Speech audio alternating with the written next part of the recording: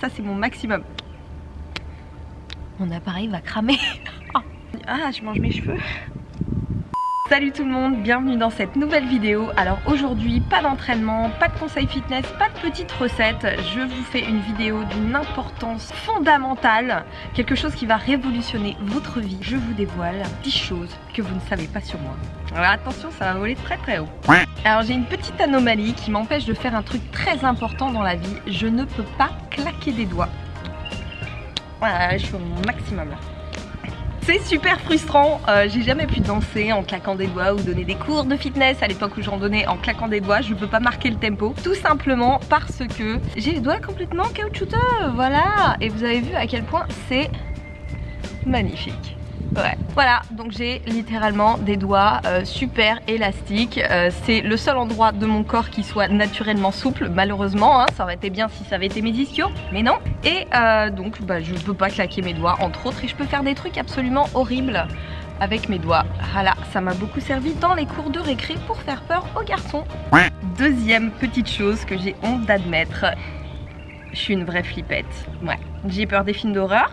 J'ai peur du noir, j'ai peur des bruits chelous et je me fais des flips toute seule. Donc voilà, je suis une vraie flippette, hein, c'est tout, c'est comme ça. Pour vous dire, la dernière fois que j'ai regardé un film d'horreur, c'était Rec, et j'ai dormi pendant, allez, je pense à peu près 3 semaines avec une petite veilleuse qu'un ancien collègue à moi m'avait prêtée. Je vous jure, c'est véridique, parce que je dormais avec la lumière allumée tellement j'avais la trouille. Bon, alors attendez, pour juste resituer les choses dans leur contexte, il y a à peu près une dizaine d'années, et j'habitais dans la maison de mes parents. J'étais tout en haut d'une grande maison, tout en hauteur, un peu flippante, un peu à l'ancienne, et voilà quoi, c'était un grenier qui avait été réaménagé en chambre. Vous voyez un petit peu le genre, et du coup honnêtement, je ne pouvais plus dormir avec la lumière éteinte.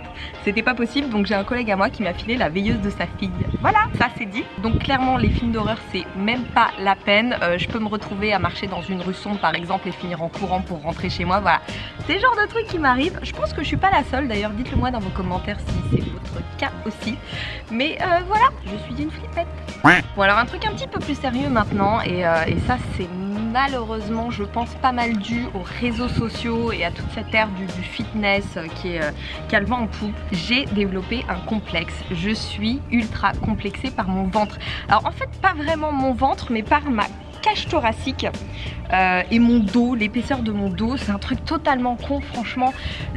Même moi quand j'y pense, et là quand je vous le dis comme ça, je trouve ça absolument débile, mais le fait est que dans la vie de tous les jours, je fais littéralement une fixette dessus, tout simplement parce que je trouve que j'ai le dos très épais, et puis en plus j'ai la cage thoracique qui est très large et les hanches qui sont très étroites, donc ça me donne une shape vraiment en V, alors que évidemment, comme beaucoup de nanas, j'aurais voulu avoir cette taille fine comme ça et ces hanches voluptueuses et un bon bouti derrière. Bon, le bouti j'ai réussi à l'avoir à force de faire du sumo deadlift, mais par contre les hanches, hein, c'est mort, je vais pas me faire greffer des os non plus. Et voilà, donc je me suis retrouvée à développer un vieux complexe de merde autour de ma, je sais pas, taille, dos, cage thoracique, et franchement je trouve ça absolument débile. Je me rappelle à l'ordre quand je sens que je suis en train de faire une fixette dessus, et ça c'est un truc vraiment, vous faites attention à ça, parce qu'on n'a vraiment pas conscience de l'impact que toutes ces images qu'on voit à longueur de journée partout, sur tous les médias, de l'impact qu'elles ont sur nous. Donc ça faut faire super gaffe, et surtout les filles et les mecs d'ailleurs, parce que alors, les mecs souvent ils se trouvent pas assez découpés, pas assez volumineux, enfin il y a toujours un truc qui est pas assez, et nous les nanas on a toujours un truc en trop en général. Donc voilà, moralité, faites attention à l'impact qu'ont toutes ces images sur vous, parce que il n'y a pas de raison d'être complexé sur sa shape. Il y a des choses évidemment que l'on peut améliorer. Moi c'est pour ça d'ailleurs que ma chaîne YouTube existe, puisque le but c'est de vous donner des idées, de vous transmettre de la motivation, de vous inspirer, etc. Il y a une fourmi qui arrive vers moi, va falloir m'expliquer pourquoi les insectes viennent toujours vers vous, surtout quand vous voulez pas.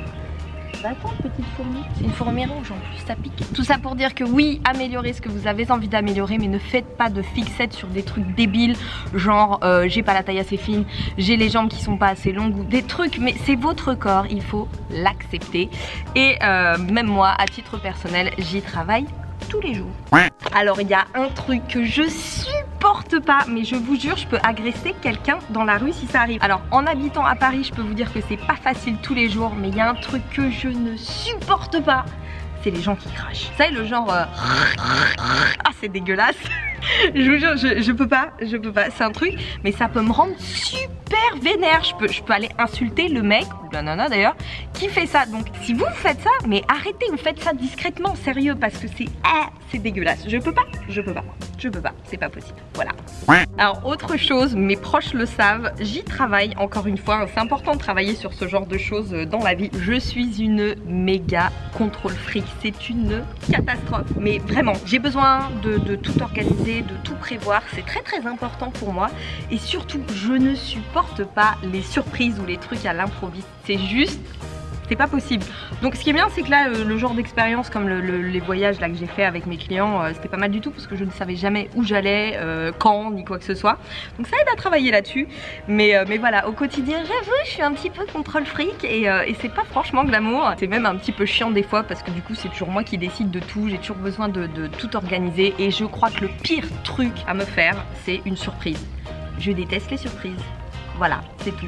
Et même si elles sont bonnes, hein, parce qu'en général en plus elles sont toujours très bonnes, enfin les trucs à l'improviste, les surprises, et je déteste ça. J'ai besoin d'être prête, j'ai besoin de me préparer et j'ai besoin de contrôler. Voilà, c'est un petit peu rigide, mais j'y travaille. Et d'ailleurs dans la même lignée, je supporte pas qu'on me dise ce que je dois faire. Ça c'est un truc, je sais pas d'où ça vient, mais j'ai besoin de tout décider par moi-même. Et c'est pour ça d'ailleurs que j'arrive pas par exemple à avoir un coach ou à suivre un programme, parce que c'est quelque chose, si ça vient pas de moi, et si je me sens pas capable de pouvoir modifier les choses par moi-même, bah c'est mort, je suis pas. Voilà. Donc voilà, je travaille sur ce truc de mes mères hein, pour devenir un petit peu plus flexible et laisser un petit peu plus les choses aller, ce qui est pas toujours évident. Mais bon, on tient le bon bout. Alors dans le genre truc de mes mères, mes puissances 2000 que je fais, je parle toute seule et je parle beaucoup toute seule. Donc ça faut que je fasse gaffe parce que là en plus en passant de plus en plus de temps à la maison à bosser notamment sur mes montages, sur mes programmes etc, je me retrouve beaucoup en solo et je parle beaucoup. Je me dis genre ah ouais tiens faudrait que je fasse ça, attends mais qu'est-ce que tu es en train de faire, enfin bref je me fais des conversations à moi-même et ça ne va pas du tout. Donc je vais stopper ça tout de suite, maintenant. Alors un truc un petit peu surprenant, on me dit beaucoup que je suis super speed alors qu'en réalité je suis ultra paresseuse. Je suis une personne très lente, j'ai besoin de prendre mon temps pour faire les choses, j'ai besoin de me préparer à faire les choses et je suis pas du tout une pile électrique comme vous pouvez le voir notamment si vous me fréquentez ou au travers de mes vidéos. C'est pas quelque chose qui est naturel du tout chez moi, je suis vraiment plutôt une personne très slow. Je pense d'ailleurs que je descends tout directement du paresseux voilà, et j'adore cet animal d'ailleurs. Mais le truc c'est que je ne supporte pas de rien faire, j'ai l'impression de perdre mon temps et donc j'ai développé cette capacité à être super active, mais ça me coûte énormément d'énergie. À la base je suis pas du tout le genre de personne à me lever le matin à péter le feu et à être super enthousiaste à l'idée de faire 50 000 trucs dans la journée. Non, je me lève le matin, je suis crevée, faut que je me fasse un bon café et après j'arrive à tout mettre en route et à retrouver cette espèce d'énergie qui va me tenir toute la journée. Mais cette énergie elle est pas du tout naturelle, il faut que je la génère et j'ai travaillé dessus. Donc voilà, moralité, il n'y a aucune fatalité. Moi je suis pas du tout née, je connais des personnes qui sont hyper actives, je suis pas du tout comme ça et du coup je fatigue très vite parce que comme c'est pas ma nature profonde d'être active comme ça, ça me crève tout simplement. Donc j'ai vraiment l'impression à la fois d'aller contre ma nature et en même temps de faire évoluer un truc chez moi qui me plaît pas forcément parce que c'est pas génial d'être une grosse feignasse à la base. Mais donc voilà, il y a un truc qui est super important. Si vous avez aussi tendance à être comme ça et que vous vous dites ah ouais mais elle, mais comment elle fait, non mais c'est une vraie pile électrique, ou lui mais oh là là il a la pêche tout le temps.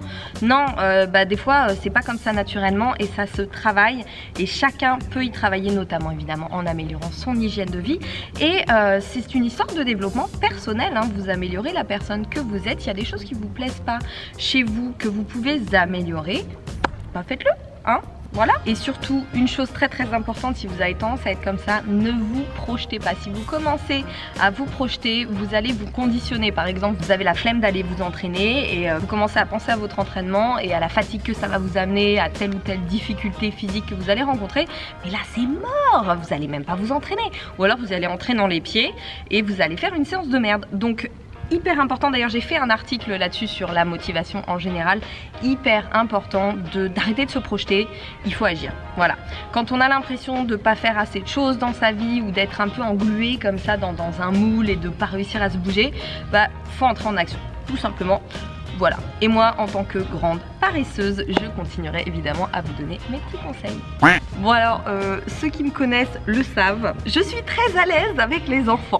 Non, c'est une catastrophe. Voilà, c'est un peu ma hantise en fait, les enfants. Pour moi c'est une autre espèce en fait, et je n'ai pas encore parvenu à établir une communication avec ces êtres vivants. Si vous me mettez toute seule dans une salle avec un ou des enfants, je risque de développer tous les symptômes d'une hypoglycémie. Je transpire, je me sens pas bien, je deviens toute blanche. Bon, j'exagère un petit peu, mais pas tant que ça en fait.